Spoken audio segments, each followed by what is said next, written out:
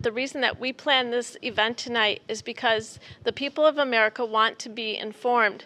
And by making yourselves unavailable, people are not getting information and they're scared or they're angry.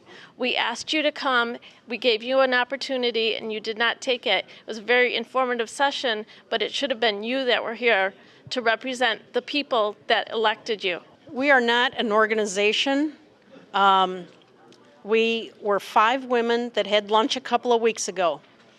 A couple of us knew each other for several years, and some of us, we had just met that day, just a couple of weeks ago, and we were upset about the media's portrayal of people like us coming to town hall meetings and being called astroturf, saying that we were coming in with swastikas, and we were upset that our representatives were not holding town hall meetings. So we decided to send you all a formal invitation, which we did, and so we had the town hall meeting without you. This is with or without you.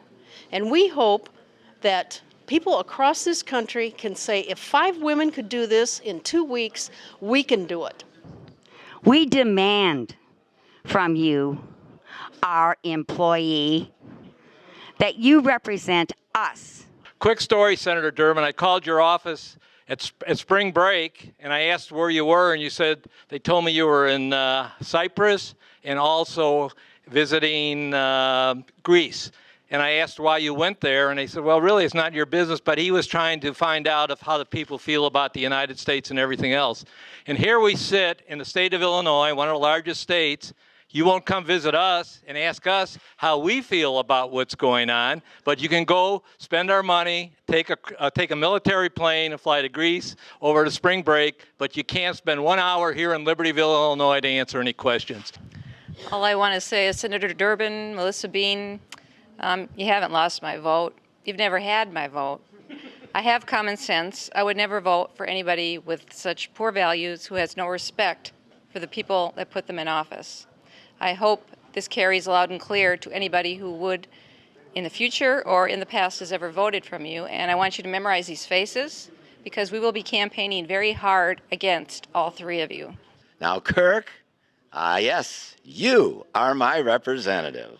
Yes, I went from house to house on your last election and knocked on doors to get you votes. I voted for you. I put your damn yard signs up. And you voted for cap and trade. You are a traitor, nothing less. The amount of money that you're spending, it's insane, it's unsustainable, and there's absolutely no way you can justify most of the laws you pass within the Constitution. It's a rogue Congress, and if you think we're going to stand by and watch that, you're mistaken. Well, you guys are doing what you typically do. You're totally non-responsive.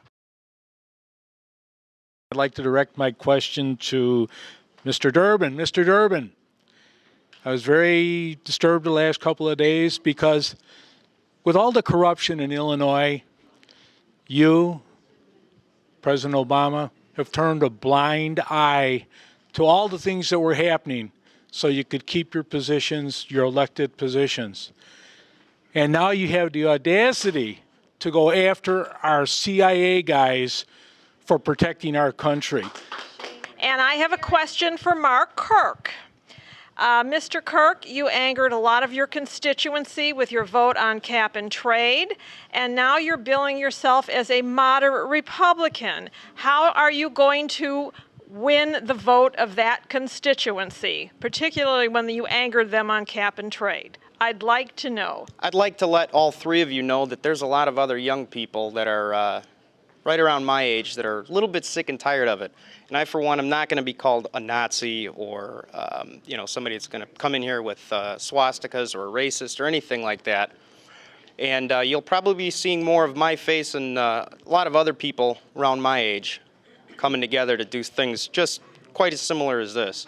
So you will see us, and the youth of America is also starting to get the picture. In all due respect to the late senator, that he received care at Duke. Now, how many of us on this new public health care plan could go to Duke to have our brain cancer treated? Senator Durbin, and Melissa, and the little guys down there, Mark Kirk, do you believe in term limits? I tend to think a lot of this inborn corruption that's starting is because we have monarchies, starting with the Daleys in Illinois. We got the Kennedys. I think we need term limits. There actually are term limits in Illinois. 1 term in office and 1 term in prison. My feelings are basically that government now is out of touch with the common man. You're out of touch with the reason you've been sent there. It's cronyism, it's greed, it's political power, and it's just a shame. It's just boiled down to that you're elected to represent us, and I'm afraid that I feel like everyone else here that we're not being represented. We're being mowed over, and I think it's a shame. You might have Acorn behind you, but we are the mighty oaks. And we stand strong and stand firm and do not bend in the wind. So look out. Thank you for uniting the rest of us. Not Republican, not Democrat, just people with common sense. This is from James Madison, February of 1788.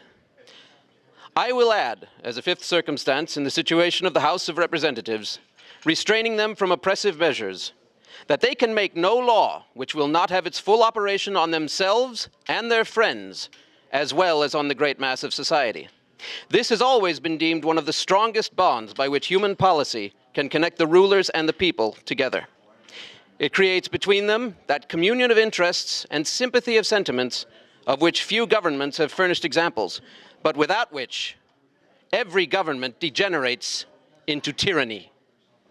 And speaking of tyranny, to all of you who would want to classify us as Nazis, may I remind you that the Nazis were socialists, and we are against socialism.